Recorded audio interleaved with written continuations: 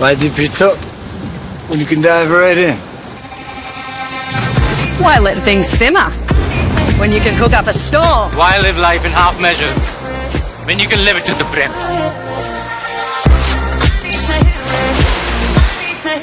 సకల జనుల సర్వే ఎందుకు చేశారు, ఆ వివరాలు దేనికి వాడుకున్నారు అంటూ బీఆర్ఎస్ పై ఫైర్ అయ్యారు మంత్రి పొంగులేటి శ్రీనివాసరెడ్డి. తాము చేస్తున్న సర్వే ఆధారంగా పేదలకు న్యాయం జరుగుతుందన్నారు.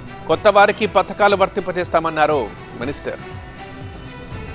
తెలంగాణలో జరుగుతున్న సమగ్ర ఆర్థిక కులగణన సర్వే వివరాలను వెల్లడించారు మంత్రి పొంగులేటి శ్రీనివాసరెడ్డి. ఇప్పటి వరకు 67,72,246 కుటుంబాల వివరాలను సర్వే ద్వారా సేకరించామన్నారు. 75 అంశాలతో ప్రజలకు ఏం అవసరమో తెలుసుకునే విధంగా సర్వే జరుగుతోందన్నారు. ఈ సమాజాన్ని స్కాన్ చేస్తే తప్ప ప్రభుత్వ పథకాలు పూర్తిగా అందవని అన్నారు. ఈ సర్వే వల్ల ఎలాంటి పథకాలు ఆగవని, కొత్త వారికి పథకాలు వస్తాయని చెప్పారు. ఏ రకమైన స్కీమ్కి ఇబ్బంది కలగదు. మీకేవైతే ఎలిజిబుల్ ఉన్న స్కీములు తప్పకుండా ఈ సర్వే వలన మీరు ఫోర్గో అయ్యేది ఉండదు అని, మీరు ఏ ప్రాంతంలో ఉంటే ఆ ప్రాంతంలో మీ పేరుని, మీ కుటుంబాన్ని ఈ సర్వేలో మీరు కూడా పాల్గొని నమోదా చేర్చుకోవాల్సిందిగా మనస్ఫూర్తిగా రాష్ట్ర ప్రభుత్వ పక్షాన మీ అందరినీ కోరుతున్నాను.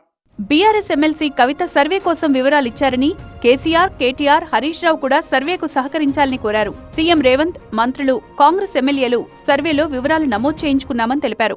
గౌరవ మాజీ ముఖ్యమంత్రి గారు కేసీఆర్ గారు కానివ్వండి, బావామరుదులు కేటీఆర్ గారు, హరీష్ రావు గారు కానివ్వండి, వారందరూ తెలంగాణ రాష్ట్ర ప్రజలని అనుకుంటున్నాం మేమందరం.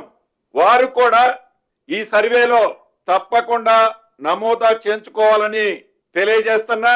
వారి కుటుంబ సభ్యురాలైన కవిత గారు ఈ సర్వేలో వారి కుటుంబాన్ని నమోదా చేసుకున్నందుకు వారికి రాష్ట్ర ప్రభుత్వ పక్షాన మంచి పని చేసినందుకు అభినందిస్తున్నాను. ఇప్పటి వరకు అత్యధికంగా ములుగులో 87%, నల్గొండలో 81%, జనగాంలో 77%, హైదరాబాద్లో 38% సర్వే జరిగిందన్నారు. ఈ సర్వే వల్ల ప్రతిపక్షాల ఉనికికే ప్రమాదం ఉందని, అందుకే దీనిపై తప్పుడు ప్రచారం చేస్తున్నారని పొంగులేటి ఆరోపించారు. ప్రజల ఆస్తుల్ని కొల్లగొట్టడానికి తప్ప కేసీఆర్ చేసిన సమగ్ర కుటుంబ సర్వే వల్ల ప్రజలకు లాభం జరగలేదన్నారు.